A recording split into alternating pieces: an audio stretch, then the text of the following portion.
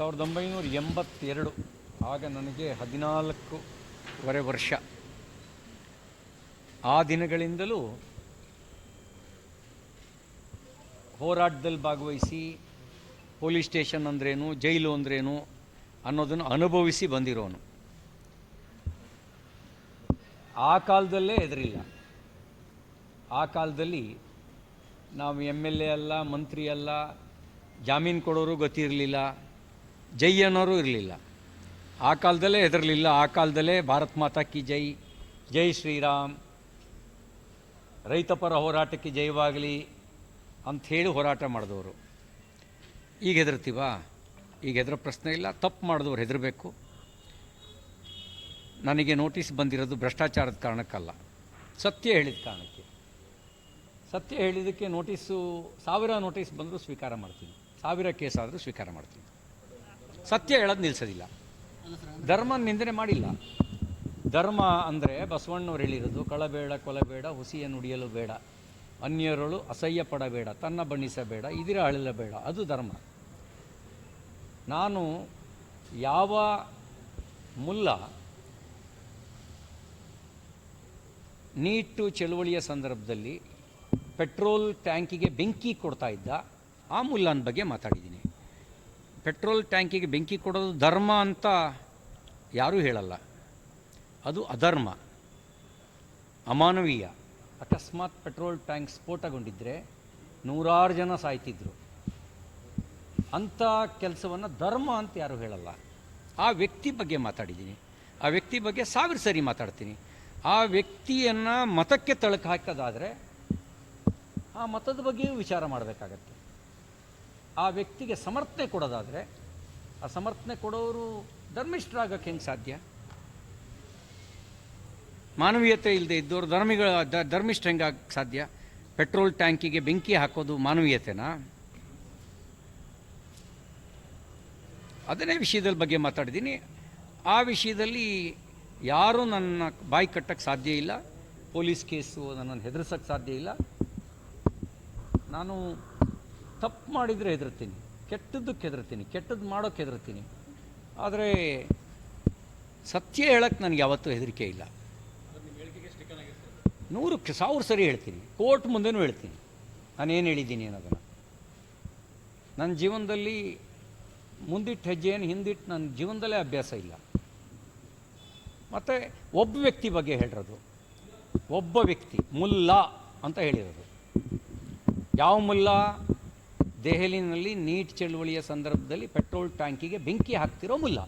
ಅವನನ್ನು ಸಮರ್ಥನೆ ಮಾಡೋಕ್ಕೆ ಯಾರ್ಯಾರು ಬರ್ತಾರೆ ಅವರೆಲ್ಲರೂ ಪಾಪಿಗಳು, ಅಧರ್ಮಿಗಳು.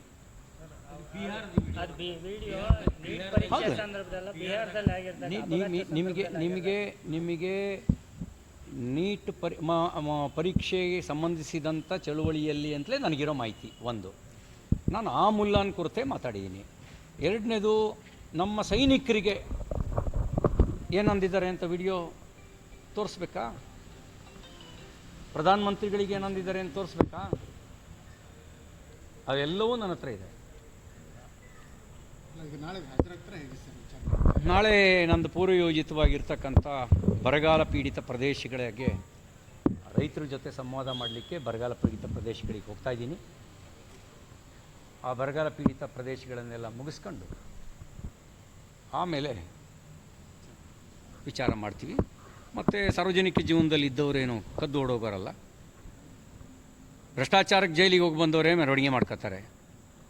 ನಾವು ಇವೆಲ್ಲ ಇಟ್ಕೊಂಡು ಹೋರಾಟ ಮಾಡೋರಿಗೆ ನಮಗೇನು ಹೆದರಿಕೆ?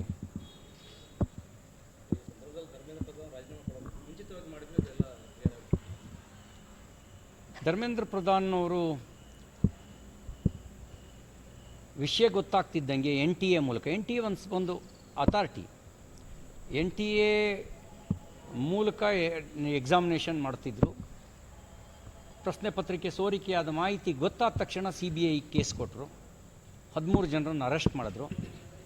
ಮರುಪರೀಕ್ಷೆಯನ್ನು ಸರ್ಕಾರ ಸ್ವಯಂ ಮುತುವರ್ಜಿ ವಹಿಸಿ ಒಂದು ಸಣ್ಣ ಕಳಂಕಕ್ಕೂ ಆಸ್ಪದ ಇಲ್ಲದಂತೆ ಮರುಪರೀಕ್ಷೆ ನಡೆಸ್ತು. ಇತಿಹಾಸದಲ್ಲಿ ಯಾವತ್ತೂ CBI ಕೊಟ್ಟು 13 ಜನರನ್ನು ಬಂಧಿಸಿದ ಇಷ್ಟು ತ್ವರಿತಗತಿಯಲ್ಲಿ ಬಂಧಿಸಿದ ಉದಾಹರಣೆ ಇರಲಿಲ್ಲ. ಮರುಪರೀಕ್ಷೆ ನಡೆಸಿದ ಯಶಸ್ವಿಯಾಗಿ ನಡೆಸಿದ ಉದಾಹರಣೆಯೂ ಇರಲಿಲ್ಲ. ಅವು ಯಶಸ್ವಿಯಾಗಿ ನಡೆಸಿ ಅದರ ನಂತರ ಫಲಿತಾಂಶವೂ ಪ್ರಕಟ ಆಗಿದೆ. ಈಗ ಸಮಾಜಘಾತಕ ಶಕ್ತಿಗಳು, ರಾಷ್ಟ್ರಘಾತಕ ಶಕ್ತಿಗಳು ಸಂದರ್ಭದ ದುರುಪಯೋಗ ಪಡಿಬಾರದು ಅನ್ನೋ ಕಾರಣಕ್ಕೆ ಅವ್ರು ರಾಜೀನಾಮೆ ಕೊಟ್ಟಿದ್ದೀನಿ ಅಂತ ಅವ್ರು ಹೇಳಿದ್ದಾರೆ. ಅವರು ಕಿಂಗ್ ಪಿನ್ ಅಲ್ಲ, ಅಥವಾ ಅವರು ಇಲಾಖೆ ಸೋರಿಕೆ ಮಾಡಿದ್ದು ಅಲ್ಲ. ಅದು ಇಲ್ಲಿ KPSCನಲ್ಲಿ ಹುದ್ದೆಗಳು ಹರಾಜಿಗೆ ಇದ್ದಾವೆ. 3000ಕ್ಕೂ ಹೆಚ್ಚು ಬೇರೆ ಬೇರೆ ಇಲಾಖೆಗಳ ನೇಮಕಾತಿ ಕಳೆದ 3 ವರ್ಷದಲ್ಲಿ ನಡೆದಿದೆ. ನೀವು ವೆಟರ್ನರಿ ಇನ್ಸ್ಪೆಕ್ಟರ್ ಹುದ್ದೆಯಲ್ಲೇ ಹರಾಜಾಗಿರಬೇಕಾದ್ರೆ ಇನ್ನು ಬೇರೆ ಬೇರೆ ಹುದ್ದೆಗಳ ಕತೆ ಏನಾಗಿರ್ಬೋದು ಅಂತ ಯೋಚನೆ ಮಾಡಿ. ಅದನ್ನೆಲ್ಲದನ್ನು ಹಾಲಿ ಹೈಕೋರ್ಟ್ ನ್ಯಾಯಾಧೀಶರ ನೇತೃತ್ವದಲ್ಲಿ ವಿಶೇಷ ತನಿಖೆ SIT ತನಿಖೆಯನ್ನು ಮಾಡಬೇಕು.